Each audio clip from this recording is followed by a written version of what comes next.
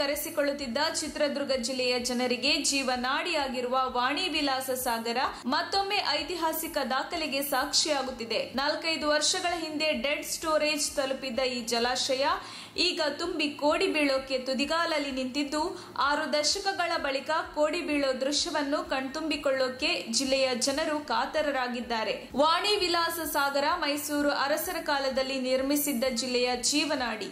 ಅದು ನಿರ್ಮಾಣವಾದ ಬಳಿಕ 1932ರಲ್ಲಿ 125.50, 1933ರಲ್ಲಿ 135.25, 1934ರಲ್ಲಿ 130.24 ಅಡಿ ನೀರು ಸಂಗ್ರಹವಾಗಿದ್ದು ಇತಿಹಾಸ. ಬಳಿಕ 1956ರಲ್ಲಿ 125 ಅಡಿ, 1957ರಲ್ಲಿ 125.05 ಅಡಿ, 1958ರಲ್ಲಿ 124.25 ಅಡಿ ನೀರು ಸಂಗ್ರಹವಾಗಿತ್ತು. ಇದಾದ ಬಳಿಕ ಜಿಲ್ಲೆಯಲ್ಲಿ ಮಳೆಯ ಪ್ರಮಾಣ ಕಡಿಮೆಯಾಗಿ ವೇದಾವತಿ ನದಿ ನೀರು ಕೂಡ ಹರಿದು ಬಂದು ಜಲಾಶಯ ಸೇರಲಿಲ್ಲ. ವರ್ಷಕ್ಕೊಮ್ಮೆ ಮಳೆಗಾಲದಲ್ಲಿ ಸುರಿಯೋ ಮಳೆಗೆ ಸ್ವಲ್ಪ ಪ್ರಮಾಣದ ನೀರು ಬಂದ್ರೆ ಆ ನೀರು ಜಿಲ್ಲೆಯ ಹಿರಿಯೂರು, ಚಿತ್ರದುರ್ಗ, ಚಳ್ಳಕೆರೆ ಸೇರಿದಂತೆ ಹಲವೆಡೆ ಕುಡಿಯೋಕೆ ಸರಬರಾಜು ಮಾಡೋದು ಕಷ್ಟದ ಪರಿಸ್ಥಿತಿಯನ್ನ ಜಿಲ್ಲೆಯ ಜನರು ಅನುಭವಿಸಿದ್ದಾರೆ. ಅಷ್ಟೇ ಅಲ್ಲದೆ ವಿವಿ ಸಾಗರ ಡ್ಯಾಂನಲ್ಲಿ ನೀರು ಕಡಿಮೆ ಆಗುತ್ತಿದ್ದಂತೆ ಇದರ ವ್ಯಾಪ್ತಿಯ ಎಲ್ಲಾ ಹಳ್ಳಿಗಳಲ್ಲೂ ಅಂತರ್ಜಲ ಮಟ್ಟ ಕಡಿಮೆಯಾಗಿ ಬೋರ್ವೆಲ್ಗಳಲ್ಲಿ ನೀರು ಬಾರದೆ ರೈತರು ಕಂಗಾಲಾಗಿದ್ರು. ಅದರಲ್ಲೂ ಚಿತ್ರದುರ್ಗ, ಹಿರಿಯೂರು, ಹೊಸದುರ್ಗ, ಹೊಳಲ್ಕೆರೆ ವ್ಯಾಪ್ತಿಯಲ್ಲಿ 800ರಿಂದ 1000 ಅಡಿ ಬೋರ್ವೆಲ್ ಕೊರೆಸಿದರೂ ನೀರು ಮಾತ್ರ ಸಿಗುತ್ತಿರಲಿಲ್ಲ. ಇದರ ಪರಿಣಾಮ ಬಹುತೇಕ ಅಡಿಕೆ, ತೆಂಗಿನ ತೋಟಗಳು ಒಣಗಿ ಹೋಗಿದ್ದವು. ಬಳಿಕ ಭದ್ರಾ ಮೇಲ್ದಂಡೆ ಯೋಜನೆ ಮೂಲಕ ವಿವಿ ಸಾಗರಕ್ಕೆ ತಾತ್ಕಾಲಿಕವಾಗಿ ನೀರು ಬಿಡಿಸಲಾಗಿತ್ತು. ಮಳೆ ಸುರಿಯಲು ಆರಂಭವಾದ ಪರಿಣಾಮ 2000 ಇಸವಿಯಲ್ಲಿ 122.50 ಅಡಿ, 2021ರಲ್ಲಿ 125.50 ಅಡಿ ನೀರು ಜಲಾಶಯದಲ್ಲಿ ಸಂಗ್ರಹವಾಗಿತ್ತು. ಇದೀಗ ಚಿಕ್ಕಮಗಳೂರು ಸೇರಿದಂತೆ ಚಿತ್ರದುರ್ಗ ಜಿಲ್ಲೆಯಲ್ಲೂ ಮಳೆಯಾಗುತ್ತಿದ್ದು ವೇದಾವತಿ ನದಿ ಮೂಲಕ ಜಲಾಶಯಕ್ಕೆ ನೀರಿನ ಒಳಹರಿವು ಹೆಚ್ಚಾಗಿ ದಿನದಿಂದ ದಿನಕ್ಕೆ ನೀರಿನ ಮಟ್ಟ ಹೆಚ್ಚುತ್ತಲೇ ಇದೆ. ಈಗ 1958ರ ದಾಖಲೆಯನ್ನು ಹಿಂದಿಕ್ಕಿ ಡ್ಯಾಂನ ನೀರಿನ ಮಟ್ಟ 125.50 ಅಡಿ ದಾಟಿ ಹೊಸ ದಾಖಲೆ ಮಟ್ಟಕ್ಕೆ ತಲುಪುತ್ತಿದೆ. ಈವರೆಗೆ ವಿವಿ ಸಾಗರ ಡ್ಯಾಂ ತುಂಬಿ ಕೋಡಿ ಬಿದ್ದ ಸುದ್ದಿಯನ್ನು ಹಿರಿಯರ ಬಳಿ ಕೇಳಿ ತಿಳಿದುಕೊಳ್ಳುತ್ತಿದ್ದ ಜನ ಡ್ಯಾಂ ಸಂಪೂರ್ಣ ಭರ್ತಿಯಾಗುವುದನ್ನು ನೋಡಲು ಜಿಲ್ಲೆಯ ಜನತೆ ಕಾತುರದಿಂದ ಕಾಯುತ್ತಿದ್ದಾರೆ. ಅಲ್ಲದೆ ಡ್ಯಾಂ ಸುತ್ತಮುತ್ತಲಿನ ಜಮೀನು ಪ್ರದೇಶಗಳಲ್ಲಿ ಕೊಳವೆ ಬಾವಿಗಳಲ್ಲಿ ನೀರು ಉಕ್ಕಿ ಬರುತ್ತಿವೆ. ಹೊಸದುರ್ಗ, ಹಿರಿಯೂರು ತಾಲೂಕುಗಳಲ್ಲಿ ಕೇವಲ 100ರಿಂದ 200 ಅಡಿಗೆ ನೀರು ಸಿಗುತ್ತಿದೆ. ಜಿಲ್ಲೆಯ ಹಲವು ಭಾಗಗಳಲ್ಲಿ ಕೃಷಿ ಚಟುವಟಿಕೆಗಳು ಸಂಭ್ರಮದಿಂದ ಗರಿಗೆದರಿದ್ದು ರೈತರ ಸಂತಸಕ್ಕೆ ಪಾರವೇ ಇಲ್ಲದಂತಾಗಿದೆ. ಜಲಾಶಯದಲ್ಲಿ ನೀರು ಹೆಚ್ಚಾಗುತ್ತಿದ್ದಂತೆಯೇ ಸುತ್ತಲಿನ ಪರಿಸರ ರಮ್ಯ ರಮಣೀಯವಾಗಿ ನೋಡುಗರನ್ನ ಆಕರ್ಷಿಸುತ್ತಿದೆ.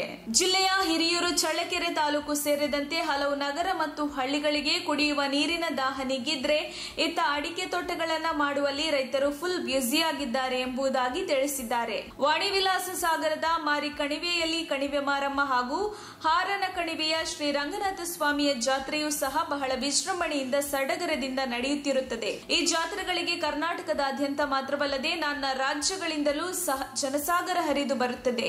ಇಲ್ಲಿಗೆ ಬರುವ ಪ್ರವಾಸಿಗರಿಗೆ ಸರ್ಕಾರ ಯಾವುದೇ ಮೂಲಭೂತ ವ್ಯವಸ್ಥೆಗಳನ್ನು ಒದಗಿಸಿಲ್ಲ ಎಂದು ಜನರು ಬೇಸರ ವ್ಯಕ್ತಪಡಿಸಿದ್ದಾರೆ. ಇಲ್ಲಿ ಪ್ರವಾಸಿಗರ ಅನುಕೂಲಕ್ಕೆ ವಸತಿ ಗೃಹ, ಹೈಟೆಕ್ ಶೌಚಾಲಯ, ಪ್ರವಾಸಿ ಶಾಲಾ ಮಕ್ಕಳಿಗೆ ಆಟವಾಡಲು ಉದ್ಯಾನವನ, ಫುಟ್ಪಾತ್, ರಸ್ತೆ ನಿರ್ಮಿಸಲಾಗಿದೆ. ಆದರೆ ನಿರ್ವಹಣೆ ಇಲ್ಲದೆ ಉದ್ಯಾನವನದಲ್ಲಿ ಜಾಲಿ ಗಿಡಗಳು ಬೆಳೆದಿವೆ. ಮೂಲ ಸೌಕರ್ಯಗಳ ಕೊರತೆಯಿಂದ ಪ್ರವಾಸಿಗರ ಸಂಖ್ಯೆ ಇಳಿಮುಖವಾಗಿದೆ. ಹಾರಣ ಕಣಿವೆಯ ರಂಗನಾಥ ಸ್ವಾಮಿ, ಕಣಿವೆ ಮಾರಮ್ಮ ದೇಗುಲ ಪ್ರಮುಖ ಧಾರ್ಮಿಕ ಕೇಂದ್ರಗಳು ಭದ್ರಾ ಮೇಲ್ದಂಡೆ ಯೋಜನೆಯಡಿ ಹಾಗೂ ವಾಣಿ ವಿಲಾಸ ಸಾಗರದ ಕೋಡಿ ಹಂತಕ್ಕೆ ತಲುಪಿದ್ದು ಇಲ್ಲಿಗೆ ಬರುವಂತಹ ವಿಐಪಿಗಳಿಗೆ ಬಿಟ್ಟರೆ ಪ್ರವಾಸಿಗರಿಗೆ ಇಲ್ಲಿ ಯಾವುದೇ ಮೂಲಭೂತ ಸೌಕರ್ಯಗಳನ್ನು ಒದಗಿಸುವಲ್ಲಿ ಇಂದಿನ ರಾಜ್ಯ ಸರ್ಕಾರ ತೀರಾ ವಿಫಲವಾಗಿದೆ ಎಂಬುದಾಗಿ ಪ್ರವಾಸಿಗರು ತೀರಾ ಬೇಸರ ವ್ಯಕ್ತಪಡಿಸಿದರು. ವರದಿ ಮುರಳೀಧರನ್ ಆರ್, ಚಿತ್ರದುರ್ಗ.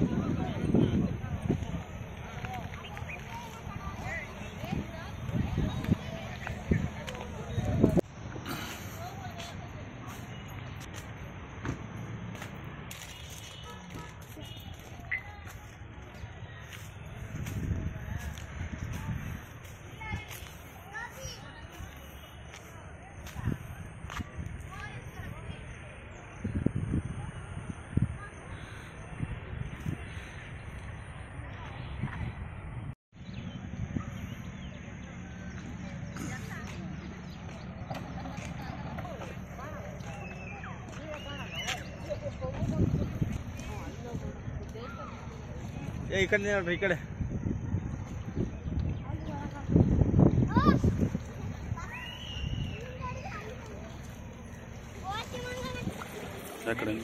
ಅಲ್ಲಿಂದ ಕಡೆ ಕರೆಕ್ಟಾಗಿ ಕಾಣುತ್ತೆ. ಇನ್ನು 4 ಕಡೆ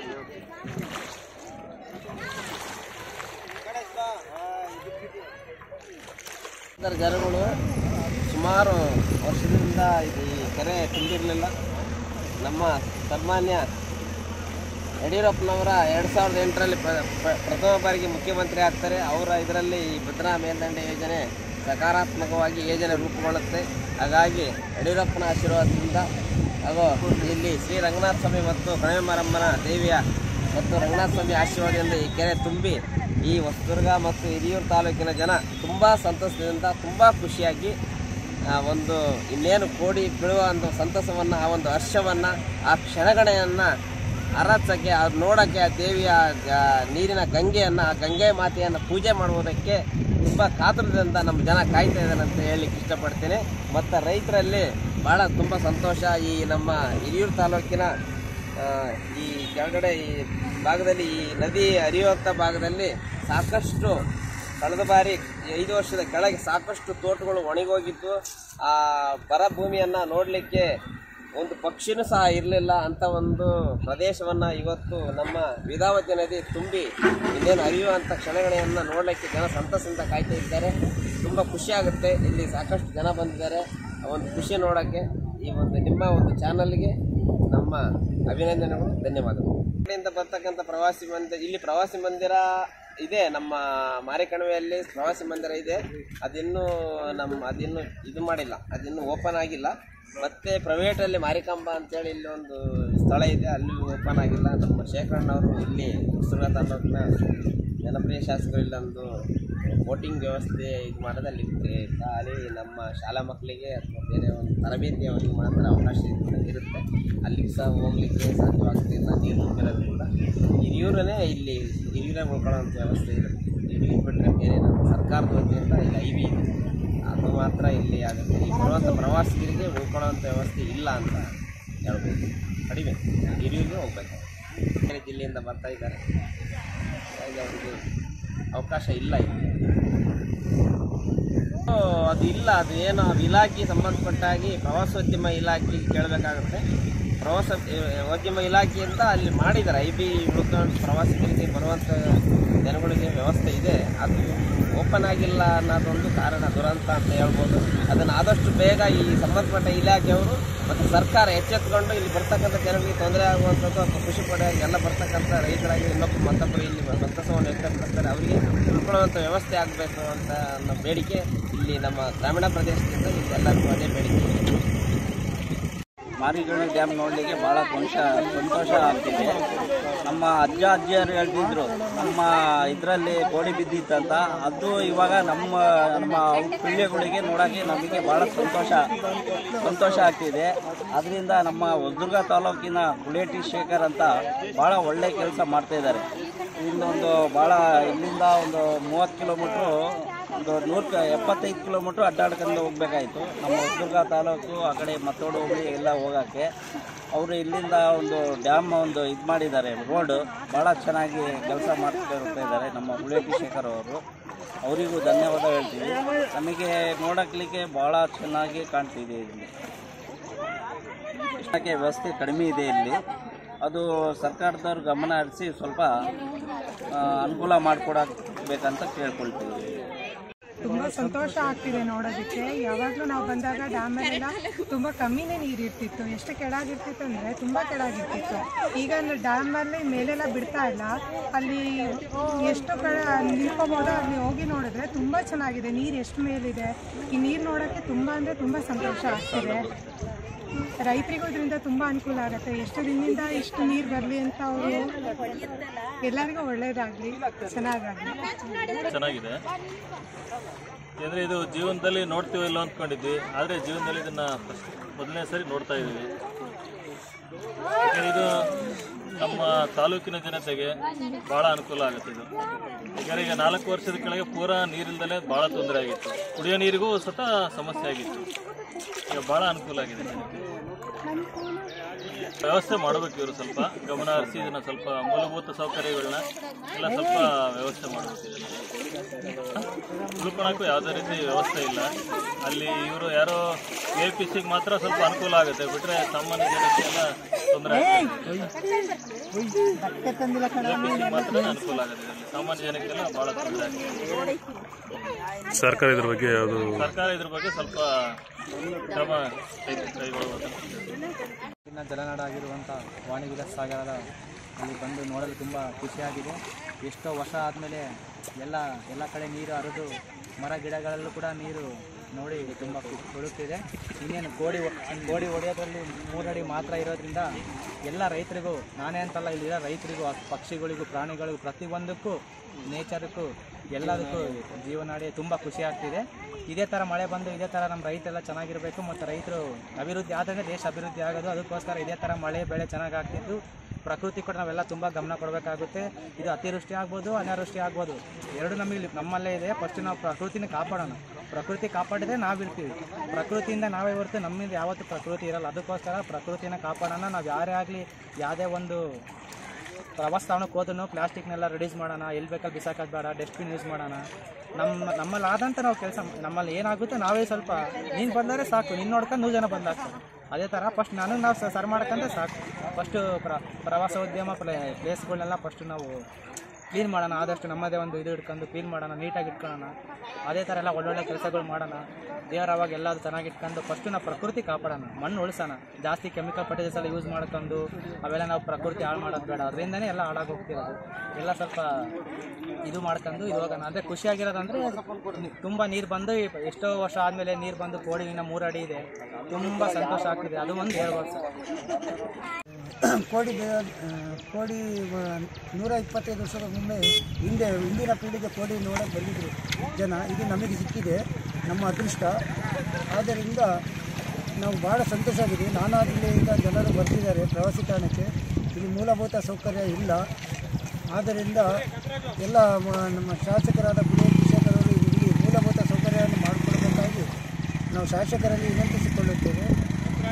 ಮತ್ತೆ ಏನಪ್ಪ ಅಂದರೆ ನಮಗೆ ಇಲ್ಲಿ ಸುತ್ತಲೂ ಒಳ್ಳೆಯ ಭೂಮಿ ಫಲವತ್ತಾಗಿದೆ. ನಮಗೆ ನೀರಿನ ಅವಶ್ಯಕತೆ ಬರಗಾಲದಿಂದ ಭಾಳ ಕಂಗೆಟ್ಟಿದ್ರು ಜನ.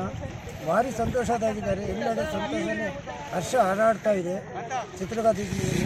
ಚಿತ್ರದುರ್ಗ ಜನರು ಭಾಳ ಸಮೃದ್ಧ ಆಗಿದ್ದಾರೆ. ಆದ್ದರಿಂದ ಇಲ್ಲಿ ಪ್ರವಾಸಿ ತಾಣಕ್ಕೆ ಹೆಚ್ಚು ಒತ್ತಾಯ ಮಾಡ್ತಾ ಇದ್ದಾರೆ ಜನರು. ಇಲ್ಲಿ ಪ್ರವಾಸಿ ತಾಣವನ್ನು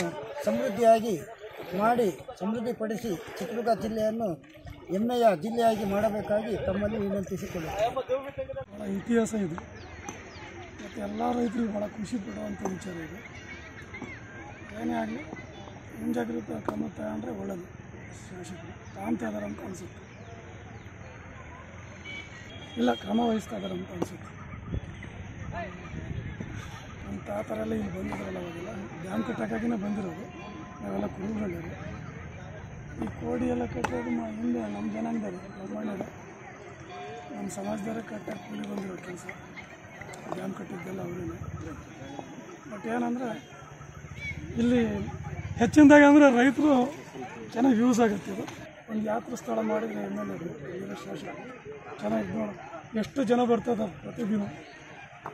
ಅವರಿಗೆಲ್ಲ ಅನುಕೂಲ ಏನು ಸರ್, ಒಂದು ಸ್ಥಳ ಬೇಕು.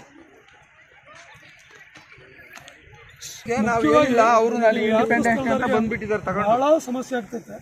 ಇದನ್ನು ಸ್ಥಳೀಯ ಶಾಸಕರು ಆದಷ್ಟು ಬೇಗ ಅದನ್ನು ಮುಖ್ಯವಾಗಿ ಮಾಡ್ಬೇಕು. ಆಲ್ಟರ್ನೇಟಿವ್ ಇಲ್ಲ ಅಂದರೆ ಭಾಳ ಅಧೋಗತಿ. ಅಲ್ಲೆಲ್ಲ ಸುಮ್ಮನೆ ಪ್ರವಾಸೋದ್ಯಮದ ಕೋಟಿಗಟ್ಟಲೆ ಹಿಂದಿನ ಸರ್ಕಾರ ಎಲ್ಲ ಮಾಡ್ತು. ಅದನ್ನು ಹಂಗೆ ನೆನಗುತ್ತಿಗೆ ಬಿದ್ದಾವೆ. ಅದನ್ನು ಅರ್ಜೆಂಟಾಗಿ ಕಾರ್ಯಗತ ಮಾಡಿದರೆ ಒಳ್ಳೆಯದು. ನಾನಾ ಕಡೆಯಿಂದ ಬರೋ ಪ್ರವಾಸಿಗರು ಇಲ್ಲಿ ಯಾವುದೇ ಆದ ಸ್ಥಳ ಇಲ್ಲ ಆಲ್ಟರ್ನೇಟಿವ್. ಮತ್ತು ಹಿರಿಯರಿಗೆ ಹೋಗ್ಬೇಕು. ಅವರು ಭಾಳ ಸಮಸ್ಯೆ ಅನುಭವಿಸ್ತಾ ಇದ್ದಾರೆ ಇಲ್ಲಿ. ಅದು ಭಾಳ ತೊಂದರೆ ಐತೆ. ಆದಷ್ಟು ಅರ್ಜೆಂಟ್ ಶಾಸಕರು ಮಾಡಬೇಕಂತ ನಾವು ಅವ್ರ ಹತ್ರ ಕೇಳ್ಕೊಂತೀವಿ.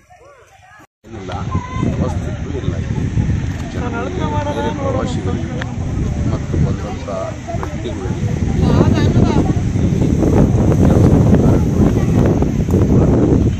ಹಾಗಾಗಿ ಸ್ವಲ್ಪ ಇಲ್ಲಿನ ಸ್ಥಳೀಯ ಶಾಸಕರು ಪರಿಗಣಿಸಿ ಏನು 28 ಸೆಂಟ್ರಲ್ ಸಚಿವರಿದ್ದಾರೆ, ಅವರಾದರೂ ಬಂದು ಸುಮ್ಮನೆ ವಿಜಿಟ್ ಕೊಡ್ತಾರೆ. ಇಲ್ಲಿಂದ ಏನು ಆಗೈತೆ, ಏನು ಹೋಗೈತೆ, ಏನು ಮಾಡಬೇಕು, ಇಲ್ಲಿ ಏನು ಅಂತ ಯಾರು ಪರಿಶೀಲಿಸೋದಿಲ್ಲ. ಸುಮ್ಮನೆ ಬರ್ತಾರೆ, ಹೋಗ್ತಾರೆ, ವಿಜಿಟ್ ಕೊಟ್ಟಿದ್ದೀವಿ ಅಂತ ಪಬ್ಲಿಕ್ಕಲ್ಲಿ, ಟಿವಿಗಳಲ್ಲಿ, ಅಲ್ಲಿ ಮಾಧ್ಯಮಗಳಲ್ಲಿ ಮಾತಾಡ್ತಾರೆ ಅಷ್ಟೇ.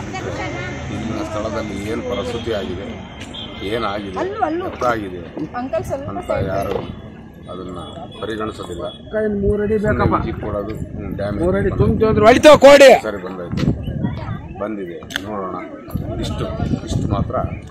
ಇಲ್ಲೇ ಶಾಸಕರಾಗಲಿ, ಸೆಂಟ್ರಲ್ ಮಿನಿಸ್ಟರ್ಗಳಾಗಲಿ ಯಾರೇ ಆದರೂ ಸುಮ್ಮನೆ ವಿಜಿಟ್ ಕೊಟ್ಟು ಹೋಗ್ತಾರೆ ಅಷ್ಟೇ. ಬಿಟ್ಟರೆ ಇಲ್ಲಿ ಏನು ಪ್ರೋಗ್ರೆಸ್ಗಳಲ್ಲಿ ಏನು ನಡೆಸ್ತಾ ಇಲ್ಲ. ಏನು ಪ್ರವಾಸ ಇಲ್ಲ, ಏನು ಒಂದು ಮನೆಗಳಿಲ್ಲ, ಏನಿಲ್ಲ, ಏನು ಜಾಗ, ಏನು ಕಟ್ಟಡಗಳಿಲ್ಲ, ಏನೂ ಇಲ್ಲ. ಪರಾಂತರಿಗೆ ಏನು ವ್ಯವಸ್ಥಿತವಾಗಿ ಏನು ಮಾಡಿಲ್ಲ. ಆ ಪ್ರೋಗ್ರೆಸ್ಗಳನ್ನ ಇಲ್ಲ ಸಚಿವರಾಗಲಿ, ಸೆಂಟ್ರಲ್ ಸಚಿವರಾಗಲಿ, ಶಾಸಕರಾಗಲಿ, ಸ್ಥಳೀಯ ಶಾಸಕರಾಗಲಿ ಮಾಡಬೇಕಂತ ತಮ್ಮಲ್ಲಿ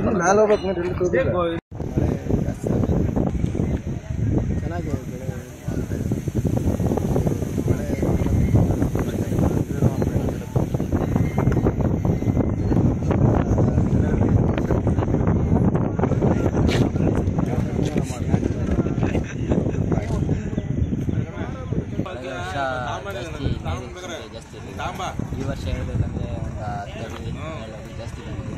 ರೈತರಿಗೆಲ್ಲ ಖುಷಿಯಾಗಿದೆ, ಅದೇ ಖುಷಿಯಾಗಿದೆ. ವ್ಯವಸ್ಥೆ ಏನು ಮಾಡಿಸಿಲ್ಲ ಸರ್, ಮಾಡಿಸ್ಬೇಕು. ಈ ಮಸ್ತಾಗಿ ಜಾಗ ಐತೆ, ಮಾಡಿಸ್ಬೇಕಲ್ಲ. ಈಗ ಬೇಜಾನ ಅಲ್ಲಿ ಪಾತ್ರದೆಲ್ಲ ಐತೆ, ಆದರೂ ಮಾಡಿಸಿಲ್ಲ. ದೇವಸ್ಥಾನ ಕಡೆಯಿಂದ ಮಾಡಿಸ್ತಾರೆ. ಈ ವರ್ಷ ಇಲ್ಲೇನಿಲ್ಲ ಸರ್, ಉಳ್ಕೊಂಬಕ್ಕೆ ಅಲ್ಲಿ ಹೋದರೆ ಹಿರಿಯೂರು ಅಲ್ಲೆಲ್ಲ ನಾವು ಉಳ್ಕೊಬೋದು. ಅಲ್ಲಿ ಹಿರಿಯೂರ ಹತ್ರ TV ಸರ್ಕಲ್ಲು ಅಲ್ಲೆಲ್ಲ ಲಾಡ್ಜಲ್ಲೆಲ್ಲ ಉಳ್ಕೊಬೋದು. ಅಲ್ಲೆಲ್ಲೂ ವ್ಯವಸ್ಥೆ ಇಲ್ಲ ಸರ್. ಎಲ್ಲರಿಗೂ ಅನುಕೂಲ ಆಗುತ್ತೆ, ಜನಗಳಿಗೆಲ್ಲ ಸ್ವಲ್ಪ ಖುಷಿಯಾಗುತ್ತೆ. ಒಂದು ಜಲ ಸೌಂದರ್ಯ ನೋಡೋದೇ ಒಂದು ಅಪರೂಪದ ದೃಶ್ಯ. ಎಷ್ಟೋ ವರ್ಷಗಳೇ ಆಗೋಗಿರ್ಬೋದು. ಈ ಡ್ಯಾಮ್ ನಿರ್ಮಾಣ ಆದಾಗ್ಲಿಂದನೂ ಇಂಥ ನಾವು ಒಂದ್ಸಲ ಏನೋ ಬಂದಿದೆಯಂತೆ. ಹಾಗಾಗಿ ಇದೊಂಥರ ನಮಗೂ ಅಪರೂಪದ ದೃಶ್ಯನೇ ಆಗಿತ್ತು. ಒಳ್ಳೆ ಚೆನ್ನಾಗಿ ಕಾಣ್ತಾ ಇದೆ. ಇಲ್ಲಿ ನೋಡೋಕ್ಕೆ ಪ್ರವಾಸಿಗರು ಚೆನ್ನಾಗಿ ಬರ್ತಾ ಇದ್ದಾರೆ. ಭಾಳ ಮೈ ತುಂಬಿಕೊಂಡು ಚೆನ್ನಾಗಿದೆ ನೋಡೋಕ್ಕೆ. ಇದೊಂದು ಪ್ರವಾಸಿ ತಾಣ ಮಾಡಬೇಕು ಅಂತ ನಮ್ಮ ಒಂದು ಅನಿಸಿಕೆ. ಬೋಟಿಂಗ್ ವ್ಯವಸ್ಥೆ ಮಾಡಿದ್ರೆ ಜನ ಇಲ್ಲಿ ಇನ್ನೂ ಹೆಚ್ಚಿನದಾಗಿ ಆಕರ್ಷಿತರಾಗ್ತಾರೆ ಅನ್ನೋ ನನ್ನ ಭಾವನೆ. ನನಗೆ ಈ ವಿಚಾರ ಹಂಚ್ಕೊಳ್ಳೋದಕ್ಕೆ ನನಗೆ ಅವಕಾಶ ಮಾಡಿಕೊಟ್ಟು ನನಗೆ ಧನ್ಯವಾದಗಳು. ಇಲ್ಲ ಏನು ಅವಂಥ ವ್ಯವಸ್ಥೆ ಏನಿಲ್ಲ. TB ಸರ್ಕಲ್ ಅಂತ ಅದು ಇದೆ ಅಲ್ಲ, ಅಲ್ಲಿ ಕೆಲವು ವ್ಯವಸ್ಥೆಗಳಿದ್ದಾವೆ. ಅಲ್ಲಿ VIP ಮಾತ್ರ, ಪ್ರವಾಸಿಗರಿಗಂತ ವ್ಯವಸ್ಥೆ ಇಲ್ಲ. ಹಾಗಾಗಿ ಅದೊಂದು ಕೊರತೆ ಭಾಳ ಇದೆ ಇಲ್ಲಿ. ಈ ಶಾಸಕರಲ್ಲಿ ಅದೊಂದು ಮನವಿ. ಅವರು ಕೆಲವು ಇಲ್ಲಿ ರೆಸಾರ್ಟ್ ಅಂತ ಮಾಡಿದ್ದಾರೆ, ಅಲ್ಲೂ ಸ್ವಲ್ಪ ಕಷ್ಟನೇ ಹೋಗೋದು ಈ ಸಂದರ್ಭದಲ್ಲಿ. ಮೊದಲೇ ಚೆನ್ನಾಗಿತ್ತು ವ್ಯವಸ್ಥೆ. ಪ್ರವಾಸಿಗರಿಗೆ ತಂಗುದಾಣ ಅಂತ ಒಂದು ವ್ಯವಸ್ಥೆ ಅಂತ ಸರ್ಕಾರದಲ್ಲಿ ಮಾಡಿಕೊಡ್ಬೇಕು ಅಂತ ನಮ್ಮ ಒಂದು ಆಗ್ರಹನೂ ಇದೆ. ನೋಡೋದಕ್ಕೆ ಕಾಣ್ತಾ ಇದೆ. ಎಲ್ಲಿ ನೋಡಿದ್ರೆ ಹಚ್ಚ ಹಸಿರು, ನೀರಂತೂ ತುಳುಕಾಡ್ತಾ ಇದೆ. ನಾವು ಎಷ್ಟೋ ಸಾರಿ ಬಂದಿದ್ವಿ, ಆದರೆ ಎಂದು ಇಷ್ಟು ನೀರು ನೋಡಿಲ್ಲ. ನಾವು ಹುಟ್ಟಿ ಇವಾಗ 45-50 ವರ್ಷ ಆಗ್ತಾ ಇದೆ ಹೆಚ್ಚು ಕಮ್ಮಿ, ಆದರೆ ಇಷ್ಟು ನೀರು ಎಂದು ನೋಡಿಲ್ಲ. ನಮಗೆ ನೀರು ನೋಡಿದ ತಕ್ಷಣ ಏನು ಅಂದರೆ ಮನೆಯಲ್ಲಿ ಎಷ್ಟು ನಮಗೆ ಒಂದು ಖುಷಿ, ಹಬ್ಬ ಆಚರಣೆ ಎಲ್ಲ ಮಾಡ್ತೀವಿ. ಅದಕ್ಕಿಂತಲೂ ಹೆಚ್ಚಿನದಾಗಿ ಖುಷಿ ಆಗ್ತಾ ಇದೆ. ಬೇರೆ ಕಡೆ ಎಲ್ಲ ಬಂದಿರೋನೆಲ್ಲ ನೋಡಿದಾಗ ತುಂಬಾ ಸಂತೋಷ. ಬೆಂಗಳೂರಿದ್ದೆಲ್ಲ ಬಂದಿದ್ದಾರೆ, ದಾವಣಗೆರೆ, ಬೆಂಗಳೂರು ಆ ಕಡೆ ಎಲ್ಲ ನೀರು ನೋಡೋದಕ್ಕೋಸ್ಕರ ಬಂದಿರೋದ್ರಿಂದ ನಮಗೊಂಥರ ಹೆಮ್ಮೆ. ಯಾಕಂದರೆ ಹಿರಿಯೂರಿನಲ್ಲಿ ಇದ್ದು ನಾವು ಇಷ್ಟು ಜನ ನೋಡ್ತಾ ಇದ್ದೀವಲ್ಲ, ಅಲ್ಲಿಂದ ಬಂದು ನೋಡ್ತಾ ಇದ್ದಾರಲ್ಲ ಅನ್ನೋದೊಂದು ಖುಷಿ. ನಾವಿಲ್ಲೆಲ್ಲ ಒಂಥರ ಸಂಭ್ರಮ ಆಚರಿಸ್ತಾ ಇದ್ದೀವಿ ಅಂತ ಹೇಳಿ ತಪ್ಪಾಗಲಾರ್ದು. ಅಷ್ಟು ಚೆನ್ನಾಗಿ ನಾವು ಆಚರಿಸ್ತಾ ಇದ್ದೀವಿ. ಎಲ್ಲರಿಗೂ ಇಲ್ಲಿ ಇಲ್ಲ. ಬಟ್ ಏನು ಅಂದರೆ ಅದೇ ಉಳ್ಕೊಳ್ಳೋದಕ್ಕೆ ವ್ಯವಸ್ಥೆ ಇಲ್ಲ ಅನ್ನೋದು ಒಂದೇ ಕೊರಗು ಜಾಸ್ತಿ ನಮ್ಮಲ್ಲಿ. ಉಳ್ಕೊಳ್ಳೋದಕ್ಕೆ ಒಂದು ವ್ಯವಸ್ಥೆ ಅದೆಲ್ಲ ಅನುಕೂಲ ಮಾಡಿರೋ ತುಂಬ ಒಳ್ಳೇದು ಅಂತ ಹೇಳ್ಕೊಂತೀನಿ ನಾನು. ಯಾಕಂದರೆ ಮತ್ತೆ ಅವ್ರಿಗೆ ಉಳ್ಕೊಳ್ಳೋಕ್ಕೆ ತೊಂದರೆ ಆದಾಗ ಏನಾಗುತ್ತೆ, ಅವ್ರಿಗೆ ಟೆನ್ಷನ್ ಜಾಸ್ತಿ ಆಗಿಬಿಡುತ್ತೆ. ಅಂದರೆ ಇರೋದ ಹೋಗೋದ ಇನ್ನೂ ಸ್ವಲ್ಪ ಕಾಲ ಕಳಿಬೇಕಾ ನೀರಲ್ಲಿ ಅನ್ನೋದು ಅವ್ರಿಗೆ ಗೊತ್ತಾಗೋದಿಲ್ಲ. ಆ ಥರ ಆಗೋಗ್ಬಿಡುತ್ತೆ ಮನಸ್ಸು. ಅದಕ್ಕೆ ಉಳ್ಕೊಳ್ಳೋದಕ್ಕೆ ಒಂದು ವ್ಯವಸ್ಥೆ ಮಾಡಲಿ ಅಂತ ನಾನು ಕೇಳ್ಕೊಂತೀನಿ.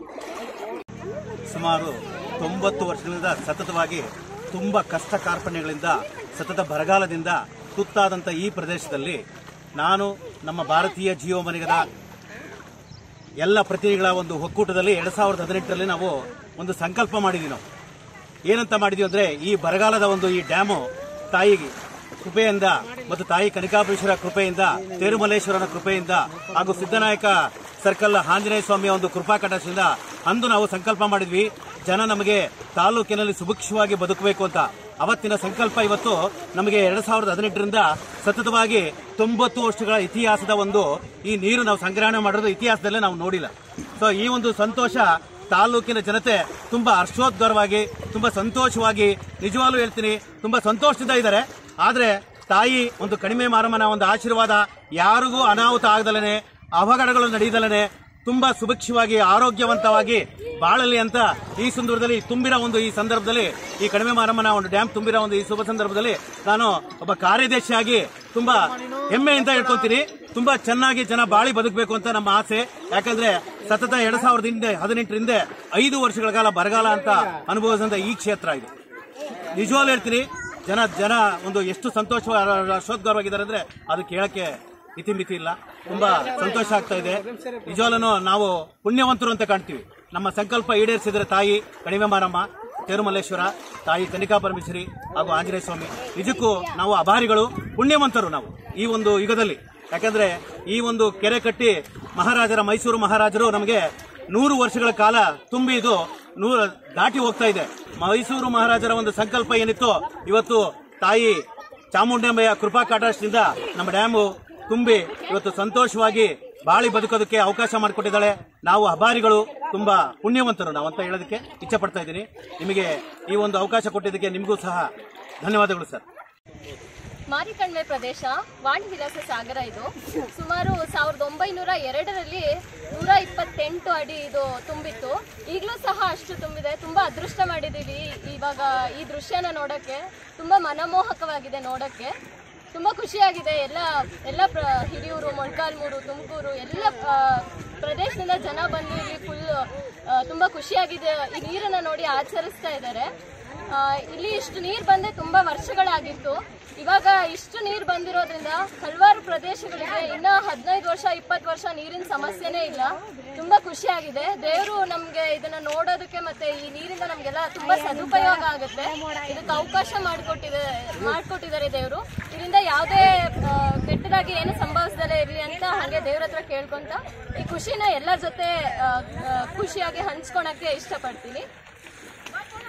ಕರ್ನಾಟಕ ರಕ್ಷಣಾ ವೇದಿಕೆ ತಾಲೂಕು ಅಧ್ಯಕ್ಷರು ಉದಯ್ ಶಂಕರ್ ಅಂತ ಹೇಳ್ಬಿಟ್ಟು 1933ರಲ್ಲಿ ಈ ಕೋಡಿ ಬಿದ್ದಿತ್ತು. ಅದಾದಮೇಲೆ ಈಗ ಹೊಸದಾಗಿ ಮರುಕಳಿಸಿರೋದು. ಇನ್ನೇನು ಕೇವಲ 2ರಿಂದ 3 ಅಡಿ ಒಳಗೆ ಕೋಡಿ ಬೀಳುವ ಸಾಧ್ಯತೆ ಇದೆ. ಆಲೆ ಎಲ್ಲ ಇಲಾಖೆಗಳು ಸಮೇತ ನನ್ನ ವಿಚಾರ ಮುಟ್ಟಿಸಿದ್ದಾರೆ. ಮುಂಜಾಗೃತವಾಗಿ ಎಲ್ಲ ಏನು ಕೋಡಿಯಿಂದ ನೀರು ಹೊರಗಡೆ ಹೋಗ್ತಕ್ಕಂಥ ನೀರನ್ನ ತೊಂದರೆ ಆಗದ ರೀತಿಯಾಗಿ ಎಲ್ಲ ಅಧಿಕಾರಿಗಳು ಅದ್ರ ಬಗ್ಗೆ ಕರ್ತವ್ಯ ನಿರ್ವಹಿಸ್ತಾ ಇದ್ದಾರೆ. ಹಾಗಾಗ್ಬಿಟ್ಟು ಇದೊಂದು ನಮಗೆ ಹೊಸದಾಗಿ ಮರುಕಳಿಸಿರೋದ್ರಿಂದ ಒಂಥರ ಹಬ್ಬದ ವಾತಾವರಣ. ಇಲ್ಲಿ ಏನು ಜಾತ್ರೆ ನಡೀತೈತೋ ಆ ಜಾತ್ರೆ ನಡೆದಷ್ಟೇನೆ ಈ ಕೋಡಿ ನೀರು ನೋಡೋಕ್ಕೋಸ್ಕರನೇ ಬರ್ತಾ ಇದ್ದಾರೆ ಜನ ಎಲ್ಲ. ಅಷ್ಟಂತ ಹಿಂದೆ KH ರಂಗನಾಥ್ ಸಾಹೇಬ್ರಿದ್ದಾಗ IB ಮಾಡಿದರು ಪ್ರವಾಸಿ ಮಂದಿರ. ಅಲ್ಲಿದೆ ಮಾರಿಕಾಂಬೆ ಆ ಕಡೆ ಡ್ಯಾಮ್ ಆ ಕಡೆ. ಅದು ಮಾಡಿದ್ರೆ ಏನಾಯಿತು ಅಂತಂದರೆ ಅದು IB ಜನ ಹೆಚ್ಚಿಗೆ ನೀರಿರಲಿಲ್ವಲ್ಲ, ಅವಾಗ ಹೆಚ್ಚಿಗೆ ಹೋಗ್ತಕ್ಕಂಥದ್ದು ಬರ್ತಕ್ಕಂಥದ್ದು ಕಡಿಮೆ ಆಯಿತು. ಈಗ ಇತ್ತೀಚಿನ ದಿನಗಳಲ್ಲಿ ಅದನ್ನು ಅಭಿವೃದ್ಧಿಪಡಿಸ್ತಾ ಇದ್ದಾರೆ.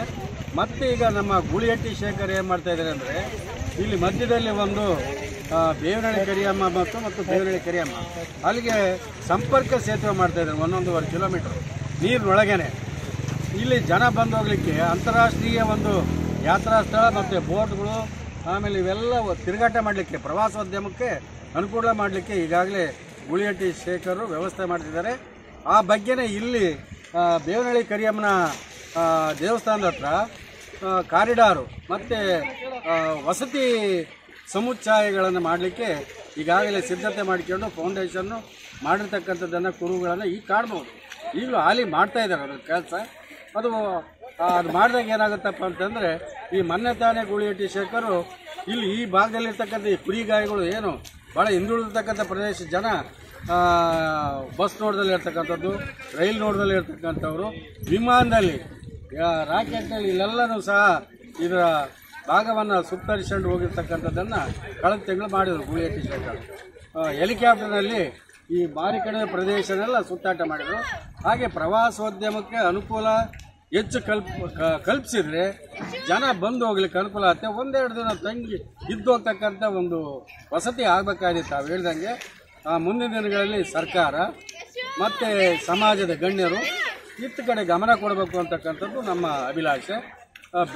ಭಾಳಷ್ಟು ಬೇಗ ಇದಕ್ಕೆ ಸಂಬಂಧಪಟ್ಟಂಥ ಮಂತ್ರಿಗಳು, ಪ್ರವಾಸೋದ್ಯಮ ಸಚಿವರು ಇತ್ತ ಕಡೆ ಗಮನ ಕೊಡಬೇಕು ಅಂತ ಅವರಲ್ಲಿ ಒಂದು ಮನವಿಯನ್ನು ಮಾಡ್ತಾ ಇದ್ದೀನಿ. ಅದು ತದನಂತರ ನೀರು ಒಂದು ಸ್ವಲ್ಪ ಸ್ಟೋರೇಜ್ ಕಡಿಮೆ ಆಯಿತು. ನೀರು ಮಳೆ ನಿಂತೋಯ್ತು, ನೀರು ಬರಲಿಲ್ಲ. ಡ್ಯಾಮು ಡೇಟು ಸ್ಟೋರೇಜ್ ಬರೀ 60 ಅಡಿಗೆ ಹೋಗಿತ್ತು. 2018ರಲ್ಲಿ ಒಂದು 86 ಅಡಿ 2018ರಲ್ಲಿ. ಆಮೇಲೆ 2019ರಲ್ಲಿ ಸ್ವಲ್ಪ ಮಳೆ ಬಂದು 100 ಅಡಿ ಮಟ್ಟಕ್ಕೆ ಬಂತು ಮಳೆ ನೀರು. ಅದ್ರ ಜೊತೆಗೆ 2020ರಲ್ಲಿ ಭದ್ರಾ ಡ್ಯಾಮ್ ಸ್ವಲ್ಪ ಒಂದು ತಿಂಗಳು ನೀರು ಬಿಟ್ಟು ಅದರಿಂದ 110 ಅಡಿ ಆಯಿತು. 2021ರಲ್ಲಿ 125 ತಾಸು ಹೋಗಿ ಈ ಸರಿ ಮಳೆ ನೀರು 120 ಅಡಿ ನಿಂತು ಕಾಣ್ತಿತ್ತು. ಕಾಣಂತೂ ಬಿಟ್ಟ ಮೇಲೆ 125 120 ನಿಂತು ಕಾಣ್ತಿತ್ತು. ಈ ಸರ್ತಿನ 2022ರಲ್ಲಿ ಮಳೆ ನೀರಿಂದ ಇವತ್ತು ಡ್ಯಾಮು ಈ ಮಟ್ಟಕ್ಕೆ ತುಂಬ ಬಂದಿದೆ. ರೈತರ ಮುಖದಲ್ಲಿ ಉತ್ಸಾಹ ಚೆನ್ನಾಗಿದೆ. ಓಡಿ ಉತ್ಸಾಹ ಇದೆ, ಸಂತೋಷ ಇದೆ. ಓಡಿ ಬೀಳ್ಬೇಕಂತಲೇ ಉತ್ಸಾಹ ಇರೋದು ಜನಗಳಿಗೆ. ಇನ್ನ ಬರ್ತಾ ಇತ್ತು ನೀರು ಅಂತ ಬರ್ತಾ ಇತ್ತು. ಇನ್ನು 3 ತಿಂಗಳು ಮಳೆ ಇದೆ. ಈಗ ನಮ್ಮ ಕಡೆ ಹಿಂಗಾರೆ ಜಾಸ್ತಿ ಇದಾಗ್ತಿರೋದು. ಉತ್ತರೆ ಮಳೆಯಿಂದ ನಮಗೆ ಸ್ಟಾರ್ಟ್ ಆಗ್ತಿತ್ತು ಮಳೆ. ಹೆಚ್ಚಿನದಾಗ ಮುಂಚೆನೇ ಬಂದೈತಿ ಸರ್. ಮುಂಚೆನೇ ಇಷ್ಟು ನೀರು ಬಂದೈತಿ. ನಮಗೆ ಹಿಂಗಾರ ಚೆನ್ನಾಗಿ ನಡೆಸ್ತೀವಿ. ಹಿಂಗಾರದಲ್ಲಿ ನಮಗೆ ಒಂದು ಸ್ವಲ್ಪ ಇನ್ನೂ ನೀರು ಬರೋ ಚಾನ್ಸ್ ಐತಿ. ನಮಗೆ ಗೋಡಿ ಬಿದ್ದೇ ಬೀಳುತ್ತೆ ಈ ಸರಿ. ಅದನ್ನು ಕಣ್ ತುಂಬಿಕೆ ಜನ ಕಾಯ್ತಾರೆ. ತಕ್ಷಣ ಬೇಕಾಗಿದ್ದಾರೆ. ತುಮಕೂರಿನ ಹೆಸರಾಂತ ಕಂಪನಿಯಲ್ಲಿ ಗುತ್ತಿಗೆ ಕಾರ್ಮಿಕರಾಗಿ ಕೆಲಸ ಮಾಡಲು ಯುವಕರು ಮತ್ತು ಯುವತಿಯರು ಬೇಕಾಗಿದ್ದಾರೆ. ಲೋಡಿಂಗ್ ಮತ್ತು ಅನ್ಲೋಡಿಂಗ್ ಕೆಲಸ ಮಾಡುವವರು ಬೇಕಾಗಿದ್ದಾರೆ. ವಿದ್ಯಾರ್ಥಿ SSLC, PUC, BSc pass by ನೇರ ಸಂದರ್ಶನ ಇರುತ್ತದೆ. ESI ಮತ್ತು PF ಸೌಲಭ್ಯ ಇರುತ್ತದೆ. ಆಸಕ್ತರು ಕೂಡಲೇ ಸಂಪರ್ಕಿಸಿ. Naveen GL, phone number 9743103968.